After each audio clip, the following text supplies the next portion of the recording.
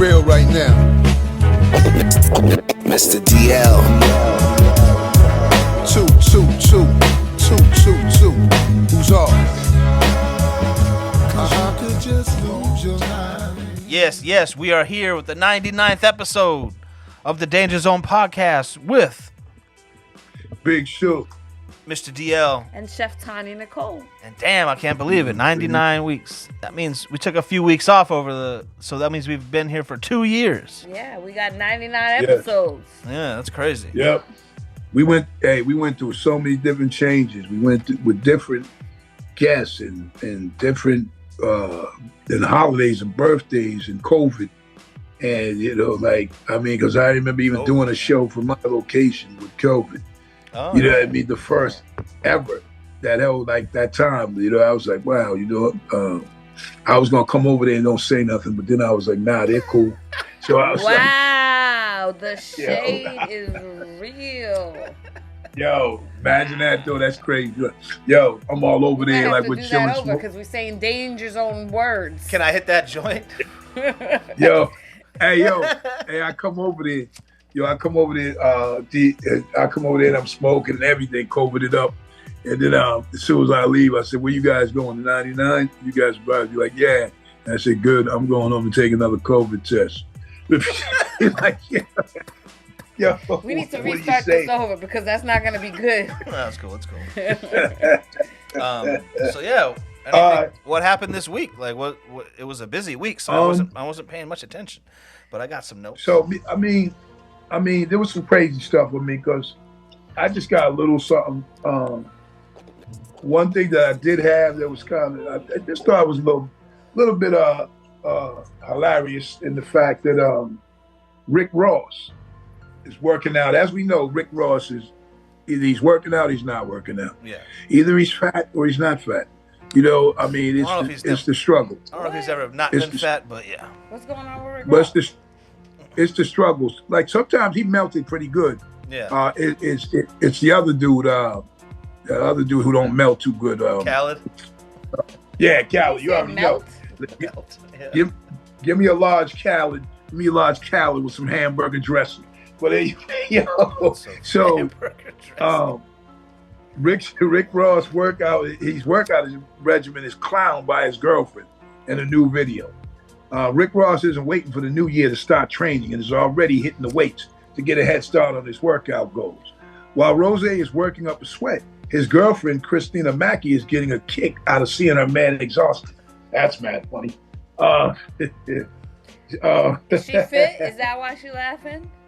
Yo, Pete. So it says, Mackey was a personal coach herself, shared a video earlier this week of Ross exercising, and the Biggest Boss commentary had her in stitches. Attempting to ignore his girlfriend, Rose locked in a few reps of bicep curls as she recorded him by rocking an Ice Cube t-shirt during the outdoor workout. That's something that DL would have been like, yo, that's cool. She says, babe, be for real. Come on, be serious. She pleaded. He fired back mid-rep. A nigga being serious. Come on now. You see a nigga bicep, tricep. Come on now. This is 25 pounder. I'm doing this shit like it's 8 pounds. 25 pounds. Yeah, I do that if I don't even work out. He said, Kilimanjaro might get to the top. I mean, I can't do 25 pounds. Bicep rep? Oh, yeah. It's like, oh, yeah. That's a good amount. When I was lifting like seriously, like young and all that, so I'm doing them 50s and all that stupid. Yeah, no, I'm sure you could. I'm just saying, for me, that would be a heavy rep. But obviously, now larger than me. But then, like now, right? So I could go not months in the gym, but I'm 25. Is like I'll go in there right now. That's the minimum. I'll do that. And but I'm not going above that though. Not at these days. You know what I mean? I'm just keeping there anyway. Earlier this year, Rick Ross declared it was his goal for 2024 to climb to the top of tallest mountain in the world, Mount Kilimanjaro. That boy's crazy as hell. Taking to his Instagram story, the boss revealed that he and his trainer will be taking a trek in the Kilimanjaro region of Tanzania earlier in the New Year's. I might want to say that a different way. Earlier this year, his trainer and they will be taking a trek in the Kilimanjaro region of Tanzania early in the new year. Danger zone. The danger zone. And he has. No, wait one moment, please. Oh my God! And he has. Why you have a Jamaican accent or something? It's African. No, that's not a Jamaican accent. I meant to the say Jamaican African. I know the Jamaican. That's African because Jamaica gonna be this way. Yeah, I African, understand. It was a slip of the mind. No, of course, there's a lot of times I notice that you do that. He has a game. He has a game plan. Let me finish. He has a game plan. Should do anything go awry. I mentioned on the podcast last year. The danger zone. We were climbing to the top of Mount Kilimanjaro. He said while jogging. Now listen, let me tell you something. The great Kip Keino, Olympic runner, marathon runner, winner, gold medalist years ago, used to train on the Mount Kilimanjaro. Let me tell you something. If Rick Ross gets up there and runs on Kilimanjaro, he's not gonna run up. That's crazy. I'm giving it to him. Yeah. You know what I'm saying? Because right now, I don't know, man. That's kind of wild. But so anyway, that was just, I couldn't see Rick Ross. Hiking your average American forest trail. Kilimanjaro is crazy. Yeah. That's like, I just couldn't even see him doing that. Hiking through, like where we go hiking. Could you picture Rick Ross hiking through there? What I am gonna say is this: the human body is amazing. Not his. Not yet. Now, if he put it in his mind that that's what he was gonna do, even if it was just a motivating factor for him to start working out and whatever, and he doesn't make it, but he loses like 150 pounds, I'm for that. It's called an ergogenic.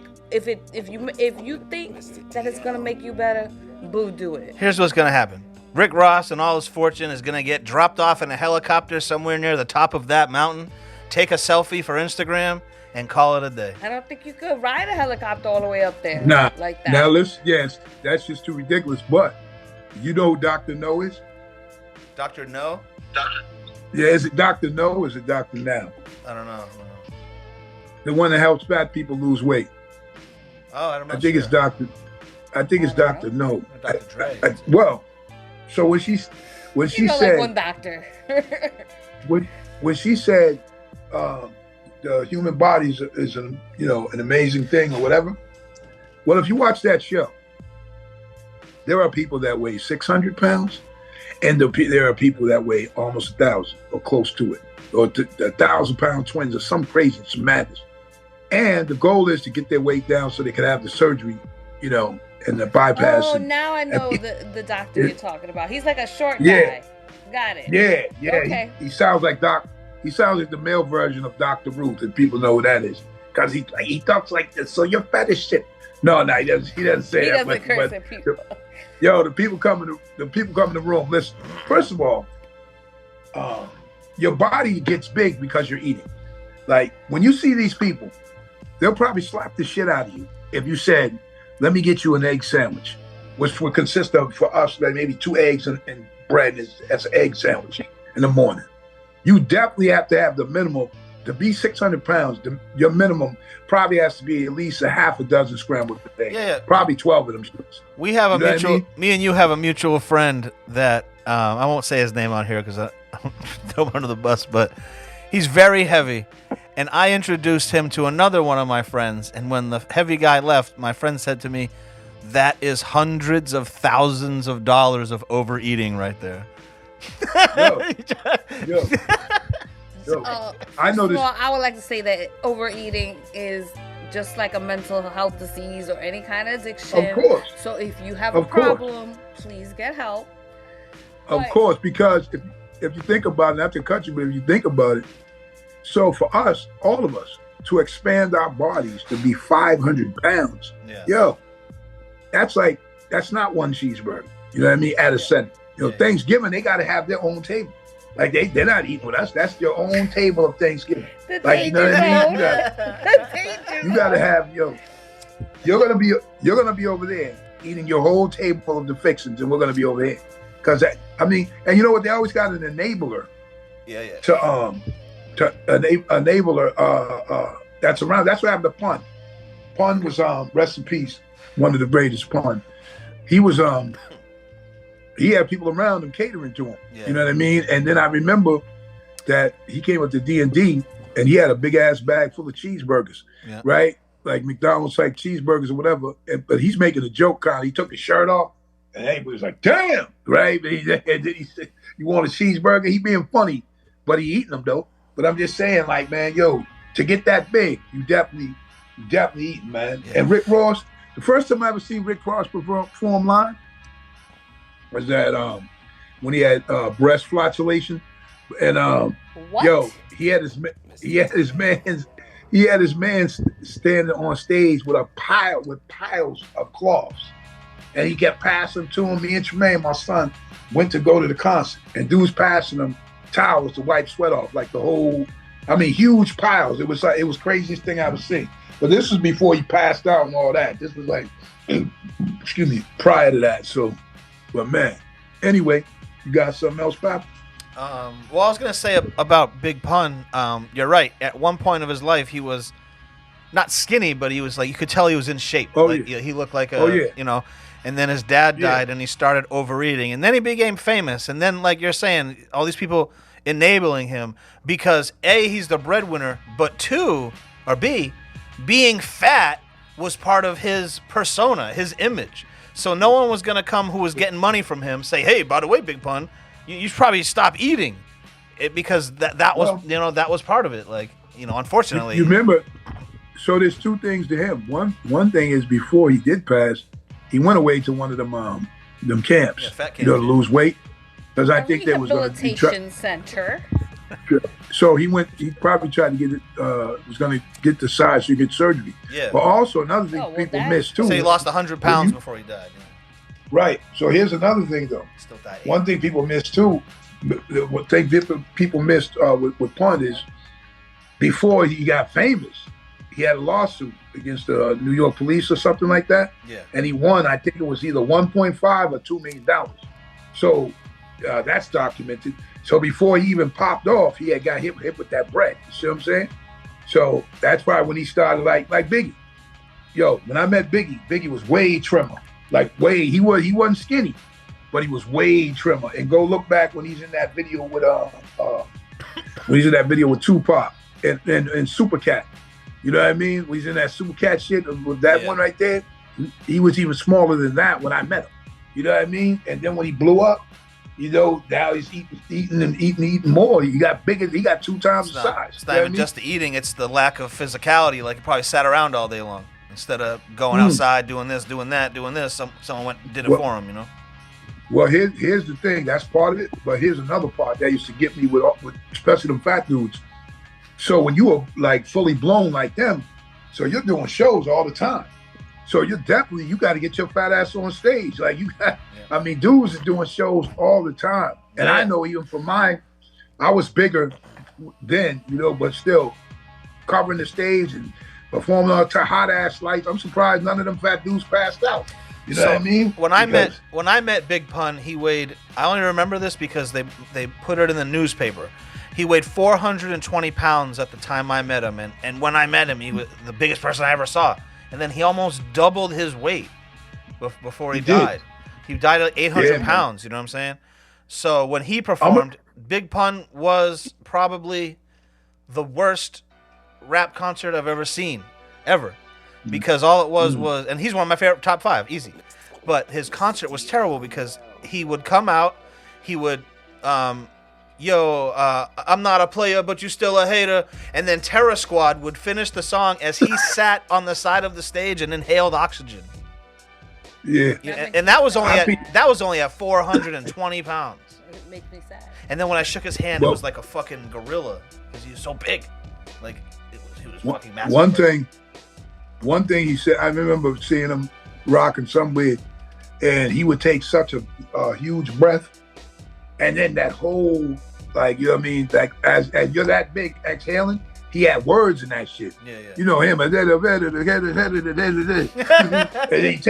he took in a big one, and then he'd be like, what? It was crazy. That was crazy to see. You that. could hear him breathe on the record. He'd be like, that in the middle. You could hear him do that, like on the record. It was crazy. But I think he was one of the greatest ever. Well, Yeah, listen, but when you get that big, but- those are other problems. It's just not like a food problem. The food is the source of the gaining, Well, he but the said real problem is a totally different his problem thing. was in his words at least, was his dad died, Yeah. and he got super depressed and fed the depression with eating. Yeah. So, like I said, Understand And he never this, solved right? those issues. yeah. He never. Understand- If you keep doing the same thing, it means that the root of the problem or the issue has not been solved. Yeah. So, and that's what happens Unders- with a lot of comedians, people who pass away overdosing on pills. It's Yeah. that they have something in them that they feel that either they feel like they can't solve it, so they OD, or it literally kills them. Yeah. Like that makes them Well, do XYZ, and that's what kills them. Here's another thing, though, right? People could eat for being depressed and doing stuff like that, but the first thing about it is, when you eat that food, you're eating stuff that you like how it tastes as well. Yeah. That's where it begins. It begins like I remember being younger. Younger is when you have to me the craziest appetite or metabolism, Yeah, whatever. because you have And you're hypermetabolic. Yeah, and I could eat like a big ass steak and cheese, and then eat another one. Like, Yeah. right then, like you know what I mean? I Where- bet you could literally, you could probably eat 24 hours because you were probably growing so fast. Your body was asking for energy. Like, I can only imagine. But think about that. Like, so when I look at it right now, because some of my thought process with that, I think about, damn, I was an athlete as well, but I literally could get up and eat breakfast. Then maybe at some point I'm gonna eat 2 subs or a large pizza and a half because I might have shared it with my boys or something. Or they used to have Church's chicken, and Church's chicken would have churches in Puerto Rico, that's so You know what I good, mean? that chicken. So they used to have a thing called a super family, and the super family had 15 pieces, right? And I ate every single piece of that, nothing, and still went and had dinner like later on that day. So I mean, I think about these people when they're passing that, like, cause now, every time I go to Subway, right, and I order, a lot of times I'm getting the 6-inch, pause, because I just get the danger 6 zone. inch, right? So every time I order that shit, man, people look at me like every single time because, like, I'm big. They're like, you're gonna eat, what is that, a snack? Because they're getting they're getting a foot long sub, and I'm getting the 6-inch sub. So, but the reason being is because if I probably could eat more, but that fits. Like, I'm good. Like when I eat that and whatever, so be it. So that's that person saying, now that's like me knowing that, like, okay, I can eat two of these big ones if I want, or 1.5 right now, but then I'm gonna feel like, you know what I mean? Yeah, you're gonna be I'm gonna stuck. feel like I'm gonna feel like a snowman. You know what I mean? So Yeah, that's my problem. Yeah. I eat till I feel like a snowman. Well, the problem Oh. is that you have to No, for real, like, basically train I your body. overeat. Yeah. You have to train your body to, like, the sensor so listen. of, like, this is sufficient. But sometimes it's What- too good what- and you're hungry. Here's the translation. Here's the translation that Tanya's trying to get to you, It's DL. close to tired. That shit ain't gonna work. That ain't gonna work. No, honestly, yo, what no, I let me found finish. out Hold in up. all the Hold up. cases, go ahead. I believe you. I believe that's not what I'm It's saying. mind over But the matter. way that you conveyed it to him, he know what's up. Like, he knows that you're saying, like, listen, just come to the gym a few times with us, right? And he's like, yo, I'm not. Don't sleep on Mr. DL because he do the at home workout with the weights What? and the band He ain't got no. and yo, the push-ups. Them stairs alone. Listen, all them you stairs- need is your own body weight and you can work out.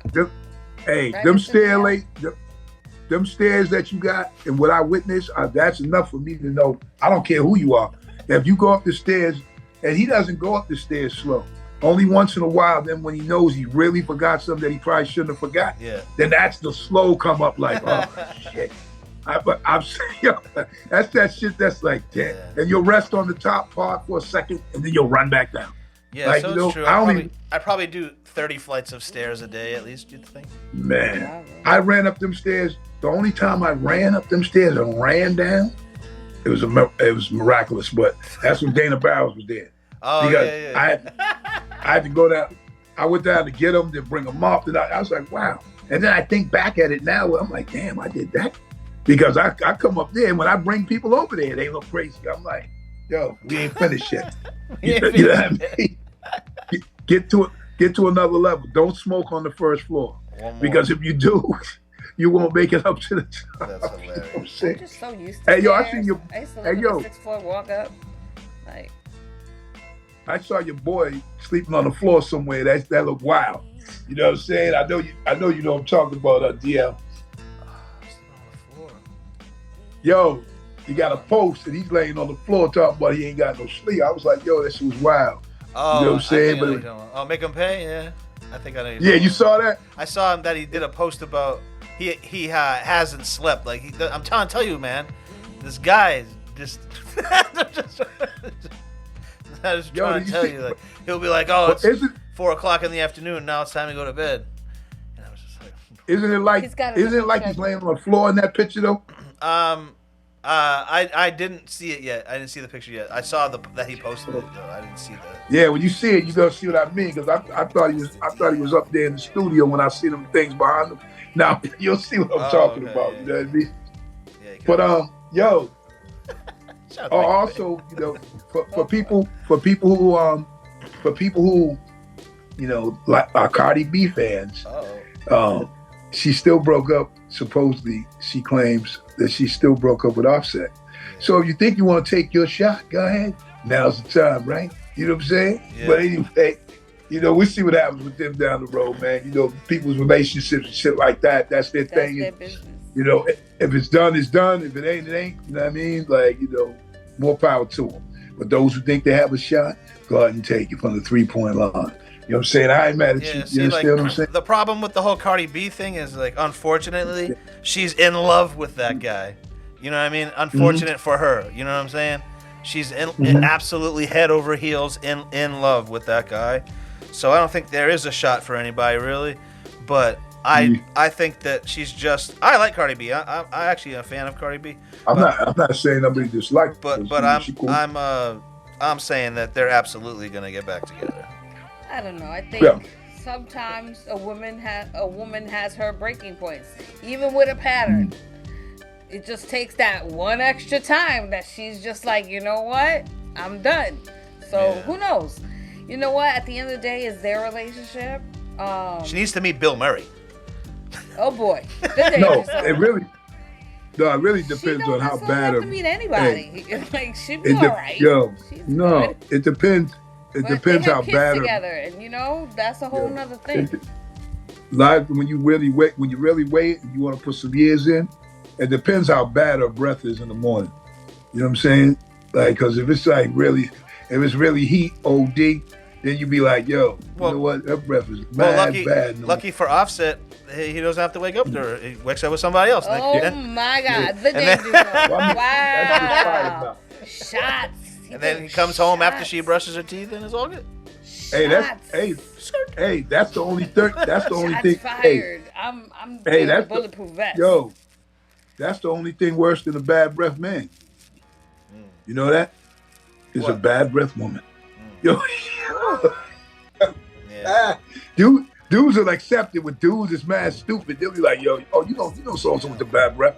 Like, the dudes, oh yeah, I know Mike. Yo, his shit is fire. Like, you know what I mean? But with women, you'll never hear them say, oh, you know Judy with the bad breath. They don't do that. Like, dudes be knowing. Women will just be like, oh, she's pretty, but her breath is. They just know how to look at her when they see her. Oh, here she comes. Oh, you know what I mean? Because I will tell you, DL, tomorrow, like, yo, you know that dude Ray with that badass breath? Oh yeah, Joe. Everybody already know. At least 50 people know that. It ain't the same with women. It's way different. You know what I'm saying? You know, like she would never say it. She'd never say it, but Tanya knows she got a bad breath friend. And I'm just saying they won't put it out there like that. That's when you carry breath mints on you all the time so you can pop one in your mouth and then you offer the person, hey, do you want one? And then they be saying no. 99% of the time, though, they say yes. They're like, oh, okay, I'll take one. Because that's the universal sign, the nice way of someone telling you need a breath mint. So if they stink, So if they stink, you should just start putting deodorant on in front of them. You should be like, you know what? I'm kind of self-conscious. Hey. I'm kind of Anybody- self-conscious. Anybody need some deodorant? Like, you can have this one. I have another one in the car. Hey. I always carry Hey. two, just Hey, in DL. case. DL, Yo, on the random, you just be like, yo. anybody need any? Anybody need any? First of all, don't act like you haven't been like going in between shopping or whatever and be like, oh, I kind of, ooh. And you don't have deodorant in your car? Because I have deodorant in my car. It's called the touch up. So, the touch hey, up. let me Touch tell it you up. something. Let me tell you something that's crazy. And I can have mad people attest to it, but I'm all good. That doesn't happen to me. I'm for some reason it's, I can go 3 days without that, and you'd be like, damn. Phil will tell you that my kids, everybody tell you, I don't know what, I'll play basketball, whatever.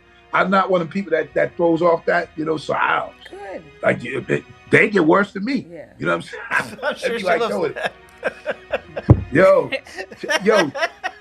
they would, each one of them would tell you right now. Each one of them, they would tell you right now. Like me, I don't know what. Trying to tell you, man, I can have deodorant for the longest, bro. You know what I'm saying? I'm not funky like that. Yeah, if I go to the gym and I'm not going straight to the shower, let's say I have to go to the grocery store before I get home, I'm going to help the people in the grocery store out. I'm going to freshen up, touch it up. I'm going to trademark that, touch it up. I'm a big fond person. I'd rather you touch it up, better to touch it up than to not. Yeah. You're like, boop, boop. So, Yeah, my shit. No one's going to call my me shit don't- stinky. My shit don't fume. It's kind of wild. Only if I fit out. But anyway, Maybe you need to come out with a deodorant. I'm trying to tell you, like next time, like when Phil's around or whatever, so family man, I'll be like, tell him, because to me it was amazing when I first really peeped. We'll take a poll. I really peeped that when I first peeped that a few years back. I was like, what? You know what I'm saying? And then that's really You right. nothing was happening. You know what I mean? Hey, you know that emoji that goes like that? Yeah. You know what I'm saying? Look, That I was did me it all perfect. day. They'd be like, I played basketball too. It was like me too, but you know what I mean? He's about to get And his DNA. you got- be like, you got let's something- figure that out. The non-sweat You got gland. something when you ready for some stupid shit. I got a few things. Go ahead. Man, Go ahead. producers, beware. Uh-oh. Producers, beware from everybody, from whoever uses a sample. It doesn't matter who you are, from DJ Premier to DJ I never heard of you. AI, I'm telling you, this AI shit's getting crazy. It's not. And they're going to start to be able to tell where a sample's from. Right. No matter what you do to it. Chop it up, change the pitch, change the tempo, EQ it different. I'm saying there's going to be millions of songs pulled off of streaming platforms come in the next few years. Or the price of music is going to go up. So let me But- speak on that a little bit. Hold on one 'Cause second. I had Oh, yeah, that go ahead. I'm sorry. I had that conversation like with Prank. We be having that conversation. Yeah. So because you got all these people that their jobs or their whatever is finding these samples. Yeah. So like, there was so much that he had to get cleared. You know what I mean? Like from in the past, like that were already like done like that. Cause it's sample clearing been a long time, but now there's even like deeper, there's shit that people even investigating that I've done. Like, you know, and been like, oh, they got you over here on this, or your voice is here. I'm like, whoa. So that's like he's dealt with that like for a while, but now they even go further because now with social media made that even more prevalent because how like even for Crush, somebody found the record and they have this series where they play the records where the samples come from. Yeah. So now you took a group of people that they made that their business. You know what I mean? Like, I'm gonna find this, which is they were using something already to figure out where can I find this at. Yeah. Then they find it. Because some of them records I know for a fact are obscure. You know what I mean? Like when I'd be with dudes over in France or somewhere over there, they get the craziest of no one has this record type thing, or Von Schmidt or whatever, somebody like say, a cello or didgeridoo player. You know what I'm saying? Like, you know what I mean? Player. You ever seen a didgeridoo? Yeah. It was from Australia, right? That thing's mad stupid. Yeah. Like, so, yeah, I'm just saying. So now you find an album, you find a Andre 3000 didgeridoo type album. You know what I mean? And you like, oh, it's like 20 tracks, and it is, and now you bring it back here and make joints, and then someone finds where that sample came from. Come on, man. It's been crazy for a while, you know? So it's getting worse all over Facebook. I keep trying to hide this from my feed, but it's right now. There's this verse from Tupac, Big Pun, DMX, Sean Price, and it's like they'll sell it to anybody. You know what I'm saying? And they're already verses that are out because people used AI and typed in the lyrics to the song and found where they're from. And you got people that we all know hawking these verses to people, selling them. And I'm just like, what the fuck happened to the game, bro? The people are dead. It's sad. Yes, let them live. You're gonna make DMX AI artificial albums? Like, DMX was the perfect example of someone who would absolutely hate AI rapping, and you're going to make a DMX album. And it's like, dude. It's crazy you to say that too, because every time I see that on my feed, I put the laughing face or a picture of Bozo the Clown in the comments. Right? I like Bozo. Yo, I'm telling you, everybody who posts that and they see my response to it is just like that because of that. It's like, come on, man. Because I'm almost laughing. I'm almost making humor of it to say that if you this stupid to like want to buy, you want to get on like that, because that's how they're selling it. You want to get on and have this single, whatever. Yo, man, if that's how you think you want to do it, then hey, you know. So I have, speaking of that, I have two verses from a famous rapper who died, right? I never put the verses out. I still have them.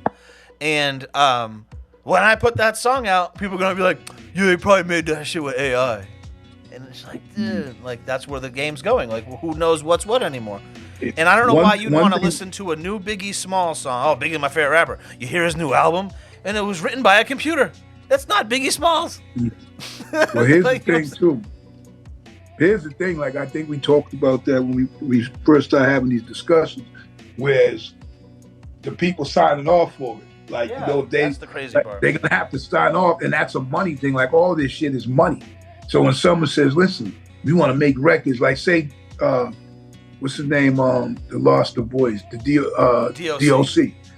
Yeah, so it's like, yo, we're going to make these records, you know, using your other boys, you can and do new lyrics and blah, blah. Oh, yeah, that's cool. Then, all right, let's sign this up. You see what I mean? And then once they do that, they run. Yeah. Because if you, like, you're familiar with the DOC, right?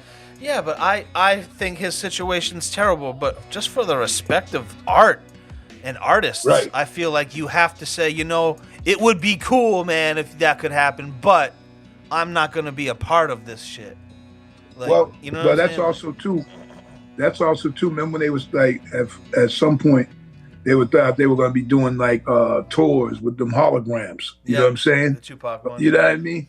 And they first was Tupac, and then they were figuring other people to do that with, but it wasn't successful. Yeah. But what I'm saying is like totally different. Like this has involved corporate America, because they're writing policies on how their employees can use AI, how they will use AI. Like this is not just in the music business. This is everywhere, and people are having to set rules to be like, if you use AI, you have to state you use AI. It can only be this percentage of your whatever. There's a presentation or anything, because then you're having a computer analyze everything, do everything. What do you need the human for eventually? Like, so here's one thing. Here's one thing where it'll help us, Big Suge. There's one place that it might help us with this whole finding the samples, is it will bring back, if okay, I'm a fan of so and so, and they're not letting him put his music out, so I have to buy his CD.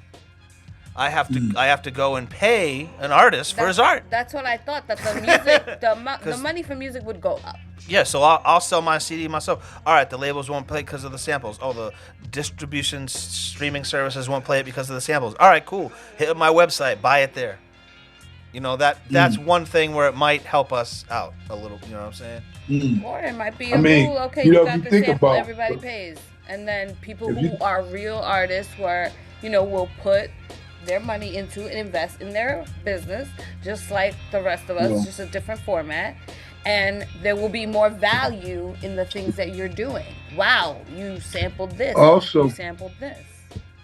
But what I was speaking about with DOC is the fact that he was right at the height, getting ready to explode. Like, you know what I mean, as a vocalist and a rapper, and then that happened to him, like right at the height of all of that. So a person like him, like he made mad bread because obviously he go mad at them Snoop joints and a whole bunch of other joints. You know what I mean? So his pen still got him paid, but now he's like, damn, he could probably relive, like if it was him spitting by them doing something like that. You know what I mean? So that's why I think and DJ Yella, DJ Yella, should we say it on the Danger Zone podcast, bro? You're a legend. You're in the Rock and Roll Hall of Fame, man. Isn't that enough? Like, I don't think you deserve to be there, but isn't that enough, DJ Yella? That you're gonna go make AI Eazy-E albums? It's not Eazy-E. Yeah. They were basically making AI albums when he was alive. How they used to piece that shit together. Yeah. You know what I mean? So I know what you're saying though, but I'm just saying like they pieced this shit together. It's like group home, the same piece together type. Take this, take that. DJ Yella is in the Rock and Roll Hall of Fame. Think about that. I think it's your industry, and like people should really take a step back and see, okay, if we do XYZ, like how far is this gonna go? Because at the end of the day, you're ruining your own money. Like you're ruining your own the game, the culture, everything for your art. Letting computers take over the culture, basically. Where is the originality in the art? So and then you find yourself breaking it down and articulating the situation, and when you finish that, you go, "Where are your?" And we would like to know, what are your socials? I mean, it's just the same, same level of like, just talking about it. I just want to listen. Both of you guys, I just want to, like, because of that whole conversation and the tone we had, I just want to know y'all's socials. But speaking of at Chef Tom Nicole. Speaking of being social, go ahead, man. 50 Cent and Fat Joe were seen courtside at the Knicks game Christmas Day with their kids and everything. What do you think about that? Didn't people die over this beef? Oh boy. I mean, Danger Zone. To me, I never felt the ferociousness in their beef. The beef always had, like, to me, like I feel like 50 Cent and Ja Rule is never gonna be like on some cool shit. You see what I'm saying? And Ja Rule almost said that, because I think that becomes a situation where like if someone said, "Oh, let's get it together, y'all get together," and 50 Cent agrees, and then you agree, and then when you come together, he's probably gonna do some ultimate like huge clown shit. You know what I mean? When you're on the spot now. It's just so funny that 50 Cent was able to bully Ja Rule out of hip hop, like not mainstream hip hop, but hip hop, like. Basically. But in all the street situations, it was Ja Rule that got the better of 50 Cent. And it's just so funny how the power of fame can just still beat somebody. To me, I don't know, I felt differently, but the one main thing to me that's a good thing, model to look at, how something happens like that, where Ja Rule had his total lane. Like he had his own lane, singing in his gravelly type, style and doing it with pop singers. So you kind of slid from being a rapper. You was a crooner, like basically, like, cause that's what you were doing, like some kind of song, and you were winning.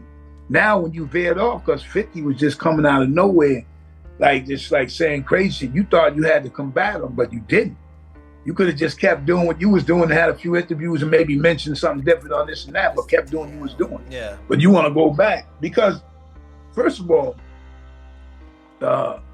when you first heard that, like, say Ja Rule, for instance, that holla, holla, right? Yeah. you was like, oh shit, this shit sounds like some hardcore shit. You know what I mean? Boom, then you see it. You see a little dude, and you see mad girls in their bathing suits, and the cars bounce up and down. I'm like, oh, okay. It's almost like this dude had this ill ass rhyme, but they told him to do it that way for for the video or whatever. Which it was a song still anyway. But and then 50 Cent started clowning them, like and I just remember even him saying stuff that if you crack on somebody kind of like Nas did when he snapped on some lines and eat them, like some shit is so hilarious, whereas you're like, damn, that's kind of fucked up. But then you know that dudes kind of know each other. Like when he says, for instance, he says some shit, blah, blah, on you or something. He said, when you sing, you sound like the Cookie Monster. Yeah. Yo, and when you think about that, just that line by itself, when you go think of the Cookie Monster, you're like, oh shit. And Ja Rule had that little Cookie Monster look, right? So, 50 was just roasting. Like, while your career's at the height, you ain't got to deal with that dude. Want to clap back? Want to clap back? Come on, you have to clap back, man. Then he had that. He had that song with Fat Joe and Jadakiss. I forget what that one was called, but I got some hot dogs in again. I got a hot dog. The thing about it, I never liked Ja Rule. I thought Ja Rule and Nelly, specifically those two rappers, ushered in the new age of sing rap.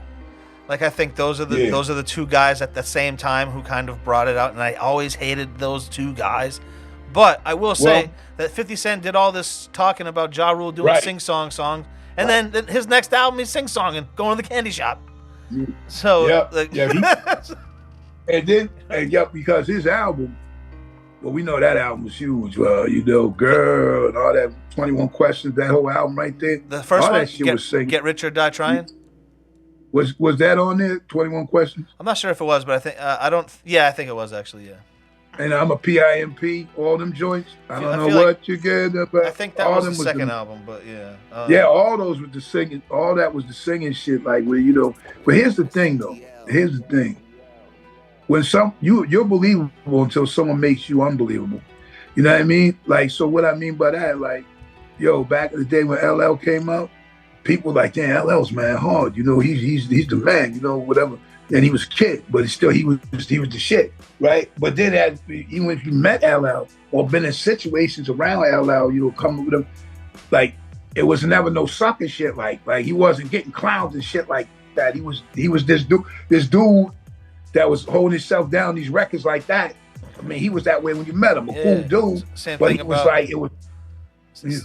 about MC Hammer. Like everyone thought he was a sucker because of the kind of music he made, but he was probably the most gangster rapper out there. Of the West Coast. Let me give a shout out to MC Hammer, because when we did raps, what was it, the rapper hip hop awards on BT, and that was when Guru had passed.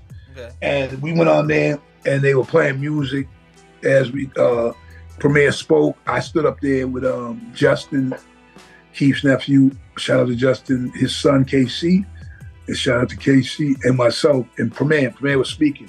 And while they were doing this, monologue in the back and stuff about Guru and the history of the group and different things, the whole, this place is packed. It's the hip hop awards, whatever, BET hip hop awards, what have you. And the only one person stood up the whole time, and it was Hammer. And I was like, damn, MC Hammer stood up the whole time for Guru, for this love. You know what I mean? No one else in that joint, just him. And it was just so thorough to me. And then when we walked out afterwards, he had a bodyguard or whatever, That dude was cool too. He was a big diesel dude, big muscular cat with a Superman shirt on.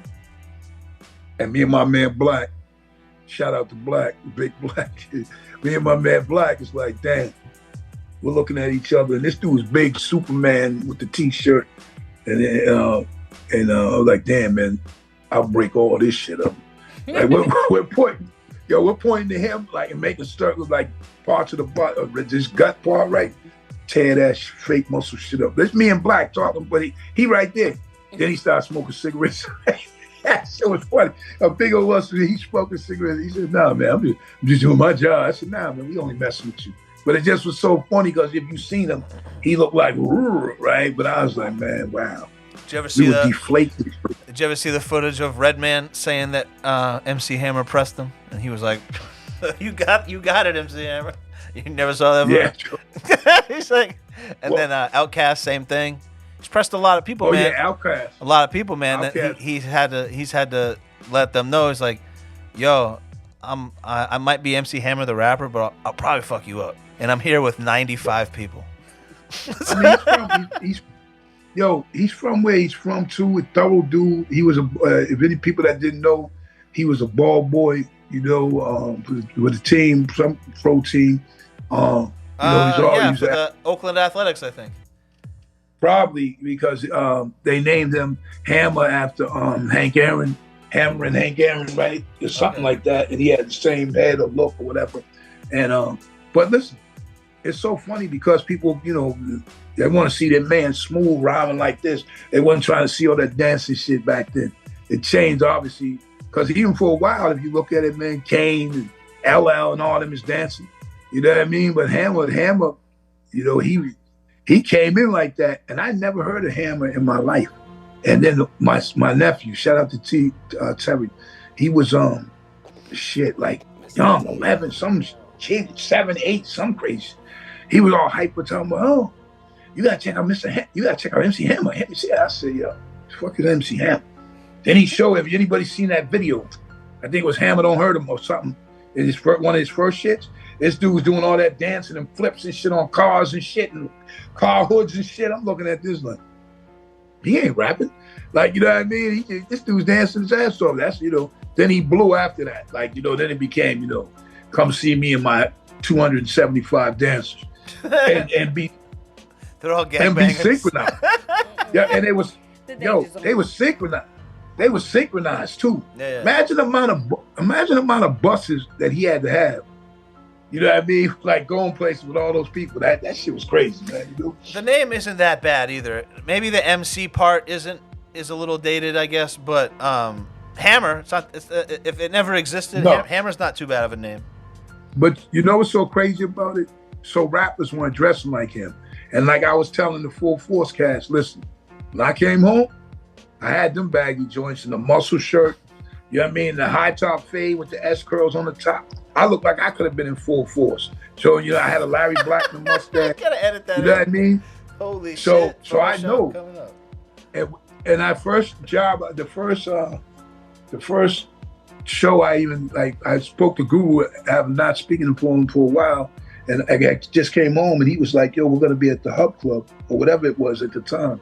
Come on down. And I hadn't seen him like in about 5 years, 4 or 5 years, and I go down. And I just came home a few months earlier or whatever. And then he put me on the spot to freestyle too. It was crazy because it was nice and smooth, open, right? And that's when I first heard about them really, you know what I mean? And then Guru, Gangstar was next, you know what I mean? And then towards the end of the show, he was like, yo, it's Sugar Bear, we started together, my best friend, whatever. And then I just started rhyming. I'm like, oh, and I was seeing what it was. But when I came to sound check, I had the Hammer pants on, dog. I had the muscle show, all that. And the dude was like, oh, right? it was Haven't seen you in 5 years. They was liking it, but I mean, like everybody was liking that. That wasn't really the style at that time for them, Yeah. So eventually, when I came back for the show, I still had on some jean-looking type Hammer joints, but I had sneakers on and I had on like some different type of shirt or whatever. But but eventually going to New York, we switched up. We started wearing Timbs and everything, and I was like, oh. Because, man, I had been gone for a little while. And then when I got on the scene with these cats, I was like, oh, you know what I mean? Like, this is straight. This is the look I'm going for. I mean, women like that look. So I was cool. But it was like, dudes knew who I was, too. I had my rep, but I just had on the muscle shirt and the Hammer pants. But I used to dance a lot, too. Not like that dude. That dude got extra dance moves. Them shit's crazy. Anyway, where we at? Let's see. Got some quick ones. Real quick. Did you see Mike Tyson and Kenan Thompson? Did you see that interview? No. So in the interview, they start arguing about. Was it on Mike's show? Yeah. So Okay. So in the interview, they start arguing about the N-word, and Kenan Thompson says he doesn't like the word, and Mike Tyson is, I don't know if he's drunk or what, but he's egging Kenan Thompson on, Oh, yeah. like, well, I love the word, sure. and I'm that, I am that, you are too, I'm that, that's what I am, and Kenan Thompson's like, Mike Tyson, you're not that, and Mike Tyson, you could see he's like a shark, bro. Yeah. The eyes roll back, Yeah. and you can see it, and it just flips on. Boom! He goes, "Don't you fucking ever in your life tell me what to think or say." But he says it to him like The thing Adam. song. You know what I mean? He says it Adam, and Kenan Yeah. Thompson just sitting there. Yo, I seen him with a. Yo, He's that like, shit am I was about to that get shit when he. dead? That shit when he flipped when Joe Budden was on there and whatever, and then she started talking to dude, and she, cause I don't care who people, what they are, whatever. When you're in that room with Mike, and Mike ain't a fool. Obviously, we don't hear no stories about Mike beating up motherfuckers on the show and all that. Yeah. But you still don't be knowing where he at. Yeah. Like it ain't like it's not like he looks 90 and he can't do nothing. Yeah. Motherfuckers are sitting there saying, yo, so what if it pop off?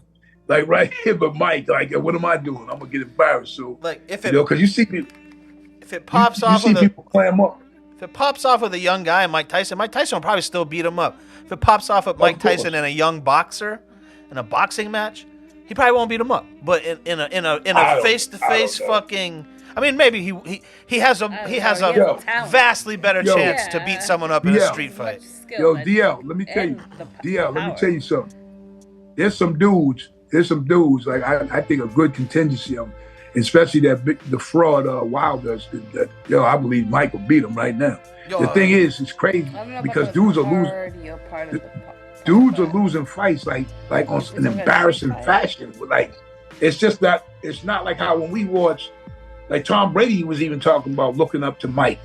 Well, you know what I mean? Because Mike was probably about 10 years older than him. Yeah. And he, matter of fact, he said, because Tom Brady, on another note, was talking about how he doesn't understand how today players are friends.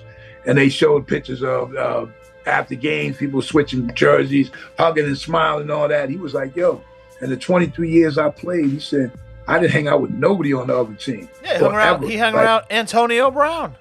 And then he hung around with Antonio Brown and then convinced him to come to the New England Patriots. No. So listen. This is what I'm getting at. He said, I never hung out with the foes, the team that we were playing against in all them years, except for Peyton Manning. You know what I'm saying? He said, and I like Peyton Manning. And he said, I still only went out with Peyton, went out for dinner with him twice. But I understand what he was saying. Yeah. Because he said, like, when I watched Mike Tyson and a few other people, like, they didn't hang out and were friends with the person that they're going to fight. Like, they were going to, like, beat them up. And how can you crush a person?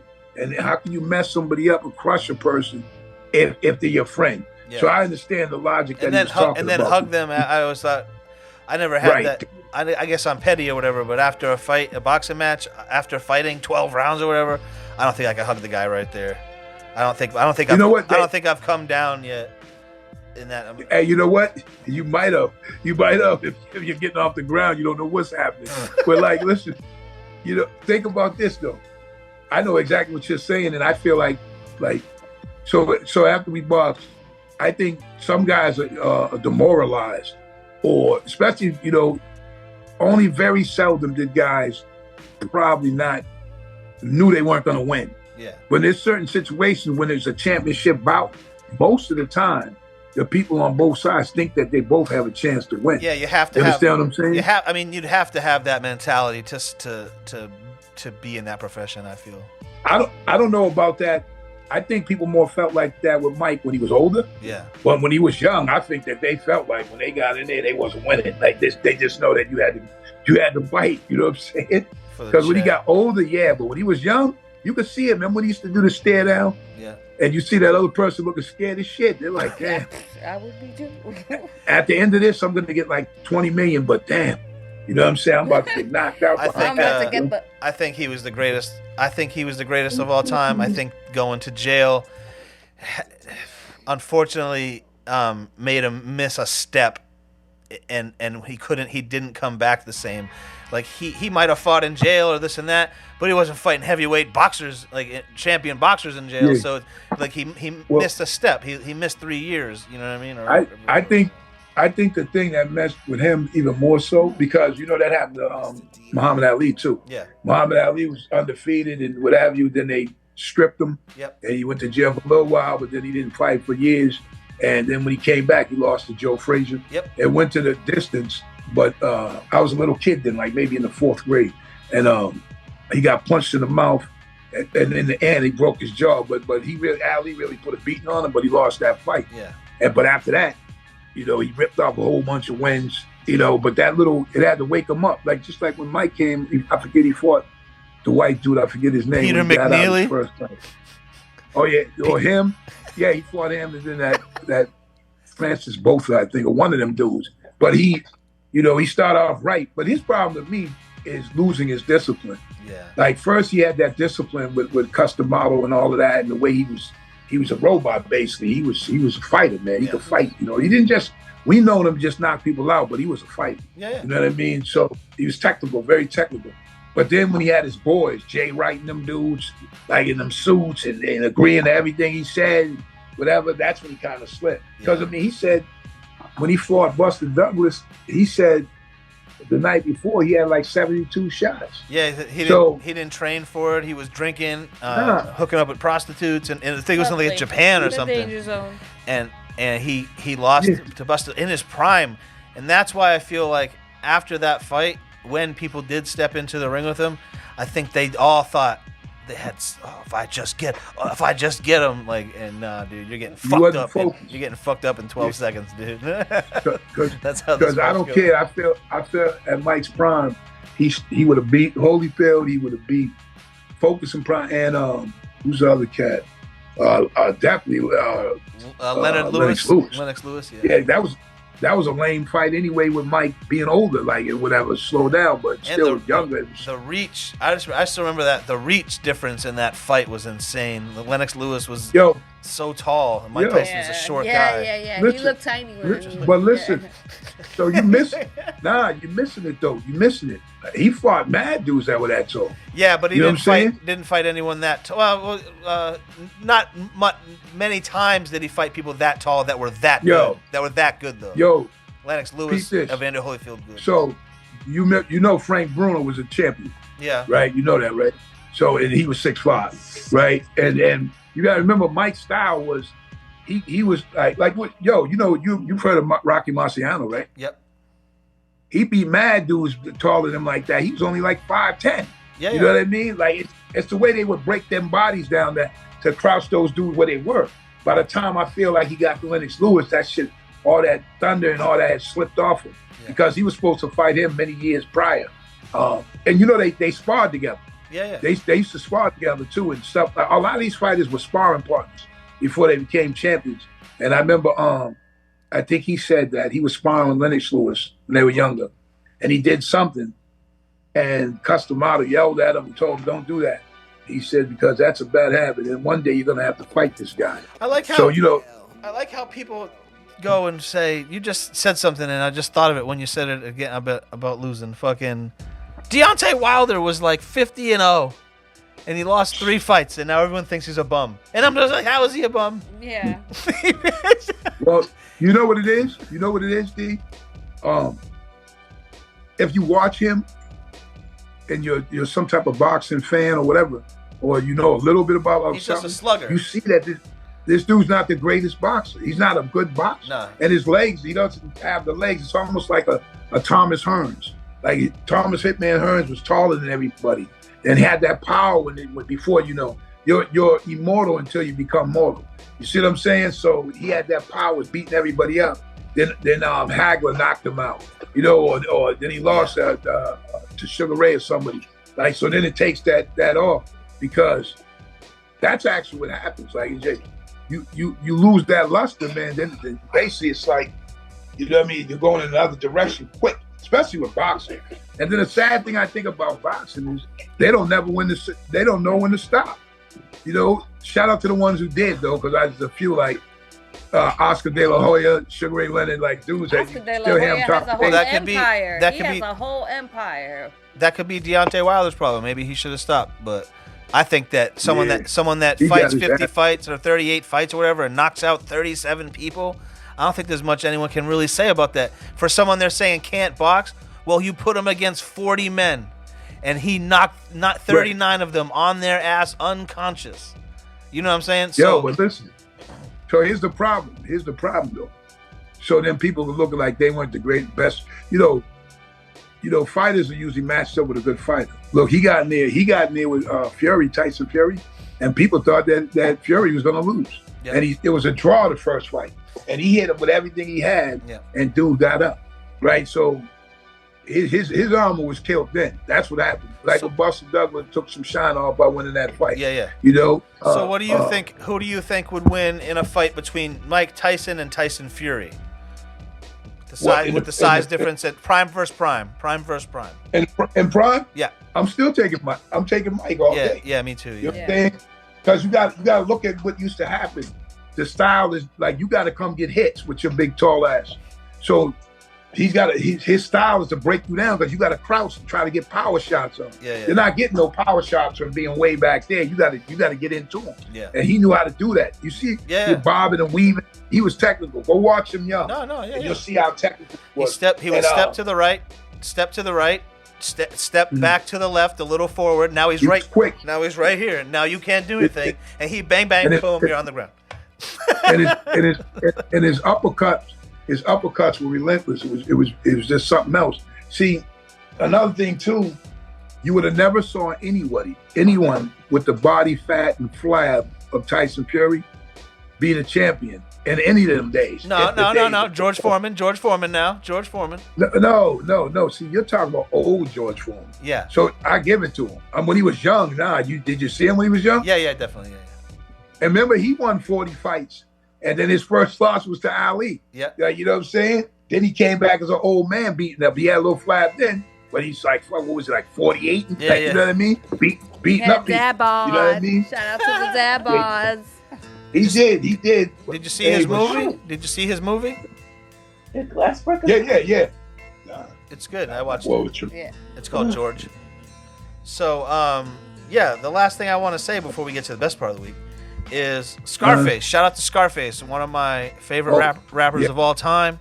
Did the NPR Tiny Desk concert, which is pretty popular in the hip hop community, and just fucking killed it, man. And he did Never Seen a Man Cry, which is the song. Remember I showed it the other day. Yeah. Whenever growing up, older people would say, "Rap ain't music. That's not music." When I was a kid, this is real music. That was always the song that I played for them, was that song, because it's not a guy yelling or screaming. He's not using profanity. He's just telling an amazing story that makes your fucking hair stand up on your arm. When he talks about the guy coming home from prison, you know what I mean? And now he's dealing with like dying and everything like that. I'm just like, oh my god, this is such a fucking good song. So that's he performed that song on there, and it was great. It was beautiful. Yeah. I saw it. Yeah, it was very, very good, very good. So, something that's not hip hop, but a good thing to watch is Bye Bye Barry. It's a story of Barry Sanders, who one of the greatest running backs of all time, if not the greatest running back of all time. Left the game at his prime, a la Jim Brown back in the day. And people never know why he just walked away. And the story documents it. It's pretty cool. It was actually a good watch. So check out Bye Bye Barry. It's good. Also, another thing his dad. I watched. What about his dad saying he's the third best running back of all time? First is Jim Brown. Right. Jim Brown's the number one. Yeah. He told him that his whole life. You'll never be Jim Brown. Yeah. You'll never be as good as Jim Brown. Yeah. And then number two is me. He said, I'm number two. And then Barry. You know what's so funny? Because you know when he was young, his pops probably was nice. You know what I mean? Yeah. Like him because that athleticism, that stuff came from somewhere. So pops was probably that dude, and he knew he was, right? But Barry was amazing. That's a good watch. Murder in Boston, the Charles Stewart story, is a good watch. For me, I kind of lived it, so it was even more intense. But still, it actually, if you knew anything about the story, it actually made you, more upset when you seen it now, because there was parts even then that they didn't really elaborate on, and then now you can see it, and you're like, man, it's like crazy whack. You know what I mean? So other than that, it's a good watch though. And I also watched myself again today. I hadn't seen a movie in a while, Black Mass, and yesterday that shit was kind of wild because man, I don't know how Johnny Depp didn't get an Oscar. Yeah, but man, the whole movie was I when I first watched it, I was like, yeah, it was okay. When I watched it the second time, I liked it better. Well, then I liked the movie better the second time, and he did do great. Like he did fantastic. I feel like the entire budget of the movie was probably put into his pocket to do the movie, and that's why they probably didn't have enough money to bribe Hollywood to give him an Oscar for that shit. Well, here's to me the part that was intriguing to me was, so I knew the whole story like real time. You know what I mean? And Julius going to jail and being incarcerated at that time and different things that were happening at that time, and saying, knowing this that you've seen or heard or whatever and watched, and then the movie come out, you go, oh shit, that's how that happened. You know what I mean? Or how bodies popped up in certain areas and you'd be like, how the fuck that body get over there? But then after seeing the movie, you're like, oh, so that's the intriguing to me that probably made it more real, me knowing, you know what I mean? And then the fact that them having when it went down, I remember when it happened and they were looking for him, he went on a run, they caught his partner, and they were tipped to take off. That's how he was able to take off. But the other dude didn't take off. He was like, I'm gonna stay here. He's in jail. But, it was just like crazy watching the movie, because even in the movie, there's 3 black people, right? So it's like, wow. And that's really how the time was then, you know what I mean? It's a movie. Just Whitey Bulger's life is a movie in itself. When parts of it are so unbelievable, where you're like, all right, so this guy was the most wanted man in America for 20 years. Okay. All right, who was his brother? Oh, his brother was a senator. Right. You know what I'm saying? It's like they came from the same house. They came from the same house, bro. Yo, three brothers. Get a bad egg. 3 brothers. 3 brothers. One, Jackie, was a cop, police officer. Then dude is a politician, and one is a gangster. Yeah. So it's like, and did whatever. To me, the incredible part about the story is just the fact that somebody really had that type of reign. You know what I mean? Like over a city. Like he could do whatever he wanted to. Yeah, I had this conversation a few years ago. I was like, I feel like Whitey Bulger was the last American gangster, as far as a man walking around right now that everybody knows is a killer and a murderer and a this and a that or a this and a that, and he's just walking around like that. That doesn't exist anymore. Like that doesn't happen anymore. And you know what? Like, man, you saying that takes me back to a part of the movie when this dude snitched and heavy, and they found that, because that's some crazy shit too. How Connolly, the agent, FBI agent, would tell like basically who was telling. You know what I mean? And then they was going to end up dead. You know what I mean? So he shows him shooting this dude in the parking lot with the buildings behind him. And I'm saying, like, at the time, there's people like that see what he's doing, but ain't no one gonna say nothing. You see what I'm saying? Because it was broad daylight when this dude was getting. They were part of the Mind Your Own Business Club. Yeah. Oh yeah, they was never gonna. Like the dude was like in the movie. You see that part where he's shooting dude in the parking lot, right? And it's right next to the buildings where people live. And you're like, come on, this stuff was being seen. They're part of this club. And then it is what it is, I guess I thought of a few examples of people that are still walking around, but not like that. That's like back in the day, it just doesn't happen like that. Especially with RICO laws, everyone's gone. Hey, who's walking around? You get arrested. So the dude that was his main hitman, that Kevin Weeks killed no, the other dude, Moderano. Moderano was the murderer. Oh, okay. Kevin Weeks was the muscle, like, you know what I mean? Yes. So Moderano supposedly killed 20-something people, more than that. Yeah. But he only did like 10 years because, the flip or whatever he told. Well, yeah, but I'm saying he got arrested though and went to prison. I'm talking about people who are walking around, known criminals walking around. It doesn't really happen anymore.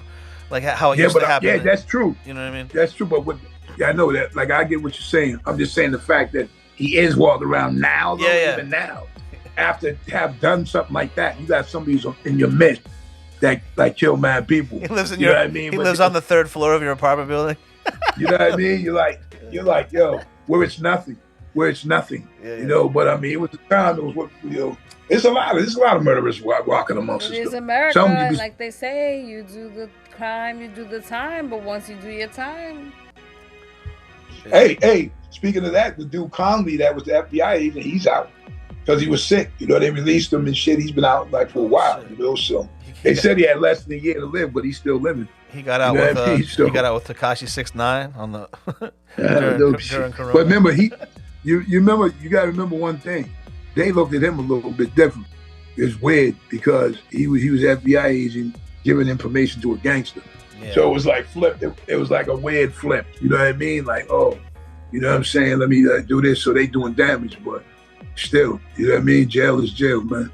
yeah. I'm all good though. What's up with y'all? No, it's that time of the week. Who is stupid as hell? This week's stupid as hell is 21 Savage. Oh, shit. Yo, the reason why 21 Savage, we're gonna be short and sweet. He made a statement, man, where he explained why men don't make love songs for women anymore. He stated, y'all bitches are some hoes now. Nobody's going, hey, nobody's singing to y'all, right? So this is what he said. So let me explain something to him and why this is so stupid. Love songs is always going to be king. You know what I'm saying? When the music, there's always going to be hoes since the beginning of time, but love is also from the beginning of time. Yeah. Intimacy, them love songs are going to make songs that are soulful. Yeah, because women, we be shopping, so we be buying them songs. Plus, music that is soulful, musical, and sweet still gets the cheeks. You understand what I'm saying? So it's always gonna be there. Or so it's for him to say, well, he's young and saying some crazy ass shit. Maybe someone had mentioned my man Boston Stargard. Shout out to him. So he had mentioned maybe dudes' careers ain't going where they like, so they want to say some stupid shit to get likes or something. But that's a stupid ass statement. Another thing too, right?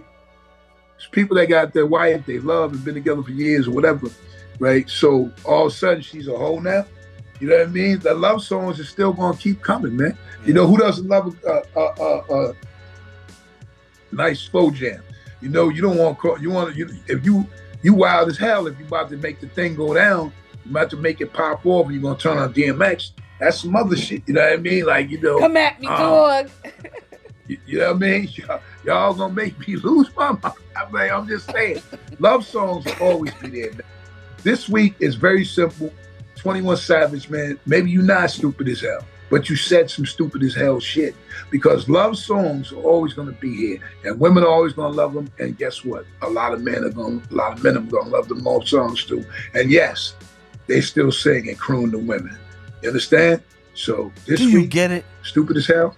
21 Savage, and we out, man, baby. We out. Hell yeah. Yeah. Oh, that was a good one. Maybe So he's just heartbroken. Next time you see us will be the 100th episode of the Danger Zone podcast. So been working on a couple ideas, so we'll see what happens. Yes. One zip. So, yeah, we'll see what happens. Another good one. Come check us for the episode 1 zip. Also, one pair of sunglasses. That's it. That's a good one. Yo, so we appreciate y'all coming. Remember, excuses have no purpose, so don't make them. Don't make them. As we grow, we glow. We're going to continue to be here. I appreciate Mr. DL. I appreciate Chef Tanya Nicole. Thank you, Maria and Zeke, stopping by. Yeah. You know what I'm saying? And another episode, and respect that. Respect y'all. Peace. On my dark days, you know what it is. On my dark days, I chopped crack on the regular. Ran up in spots and clapped on the regular.